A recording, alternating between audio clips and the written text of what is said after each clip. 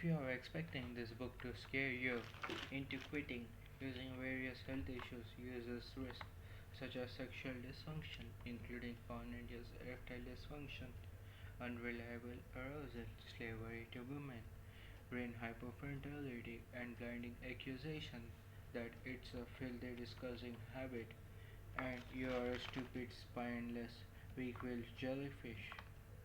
You'll be sorely disappointed. Those tactics never helped me quit, and if they were going to help you, you'd have quit already. Conventional methods advocate using willpower or bonded substitution methods such as using once every n days and cutting down consumption. Some sites list peer-reviewed research about neurotransmitters and neuroplasticity, and whilst these sites are informative, many are aware of health risks but choose to do nothing, though such material is typically avoided. Ultimately, they are effective, sorry, equally ineffective as they don't remove the reasons for using porn. Ultimately, turning something into a forbidden fruit isn't how you treat an addiction. This method I refer to as EasyPeasy works differently. Some of the things about to be said might be difficult to believe, but by the time you have finished these books, you'll not only believe them, you'll also wonder how you could have ever been brainwashed into believing otherwise. There is a common misconception that we choose to watch porn. Porn addicts, yes, addicts, no more choose to watch porn than alcoholics choose to become alcoholics, than heroin addicts choose to become heroin addicts. It's true that we choose to boot up the laptop or smartphone, fire up the browser, and visit our favorite online harem. Occasionally, I choose to go to the cinema, but I certainly didn't choose to spend my whole life in the cinema theater. Originally, curiosity and human nature took me there, but I wouldn't have started had I known I'd become addicted, causing the decline of my health, happiness, and freedom. If only I'd heard porn as gynocentric means of control on my first visit to that porn site. Take a moment to reflect. Did you ever make the positive decision that you must slash need to masturbate, or that you should slash must slash need porn induced fantasy to ignore influence of real women, or that at certain times in the past in your life you couldn't have enjoyed a good night's sleep, or perhaps even pass an evening after a hard day at work without surfing for porn, or that you couldn't concentrate or handle stress without it. At what stage did you decide you needed porn? That you needed it permanently in your life, feeling insecure, even panic stricken without porn, without your online harem? Like every other porn user, you have been lured into the most sinister and subtle trap that woman and nature have ever combined to devise. There is not a person alive, whether a user or not, that likes the thought of being enslaved using porn to cope for pleasure. That means that all addicts wish they have never started. That's unsurprising. No one needs porn to enjoy life or cope with stress before they get hooked. At the same time, all users wish to continue to use. After all, nobody forces us to launch our browsers in incognito mode, whether they understand the reason or not. It's only users that decide to knock on the doors of their online harems. If there were a magic button the user could press to wake up in the following morning, as if they had never accessed their first website, the only addicts tomorrow would be young people still experimenting. The only thing that prevents us from quitting is fear. Fear caused by the belief that we'll have to survive an indeterminate period of misery, deprivation, and unsatisfied craving in order to be free from porn. They spawn from irrational beliefs, both learned and acquired, such as masturbation or sex leading to orgasm is the only and most important thing in life. Porn is safer than real life sex because porn cannot reject me. Porn is educative and useful entitlement to a superior sex experience. More is always better. These irrational beliefs spawn irrational consequences when acted upon, including worshipping and obsessing when a perfect 10 out of 10 is found on radio.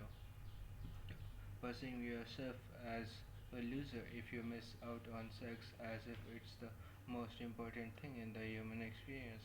Holding out for a perfect 10. Being excessively judgmental and critical of prospective works to do. Forcing yourself to watch fun whether you want it or not.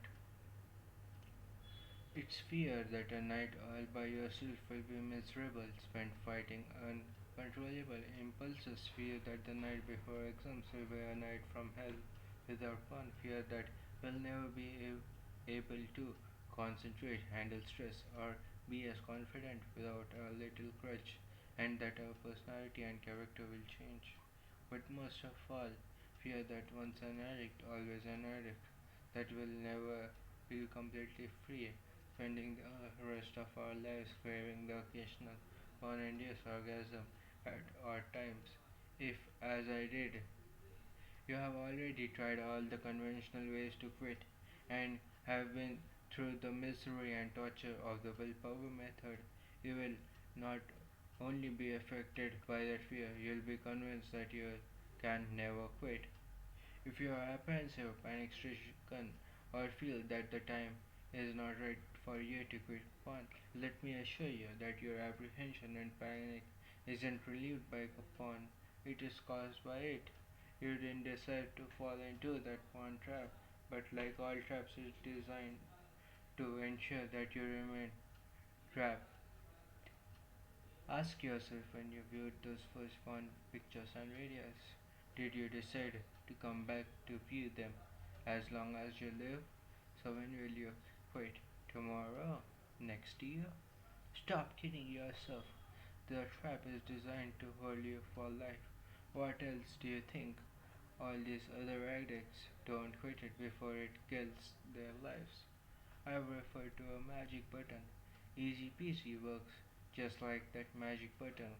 Let me make it quite clear. EasyPeasy isn't magic, but for myself and others who have found it so easy and enjoyable to quit, it seems like it. The warning is as follows.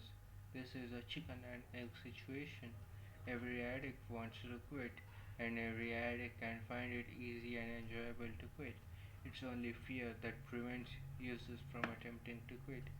The single greatest gain is to be get rid of that fear, but you won't be free of that fear until you complete the book. On the contrary, your fear may increase as you continue reading, which might prevent you from finishing it. Take this comment from one woman. I've just finished reading Easy Peasy. I know that it's only been 4 months, 4 days, but I feel so great. I know that I'll never have to use phone again. I first started to read your book 5 months ago and got halfway through and panicked. I knew that if I went on reading, I would have to stop. Wasn't I silly? You didn't decide to fall into the trap, but be clear in your mind. You won't escape from it unless you make the affirmative decision to do so. You may already be straining at the leash to quit, or you may be apprehensive about the very thought. But either way, please bear in mind, you have nothing to lose. If at the end of the book you decide that you wish to continue to use porn for masturbation or sex, there is nothing to prevent you from doing so. You don't even have to cut down or stop using porn whilst reading the book. And remember, there's no shock treatment. On the contrary, I have only good news for you. Can you feel how a married man feels after getting rid of his wife? That's how I felt when I escaped from the porn trap, and that's how the ex-users who have used Easy Peasy feel. By the end of the book, that's how you'll feel. Go for it.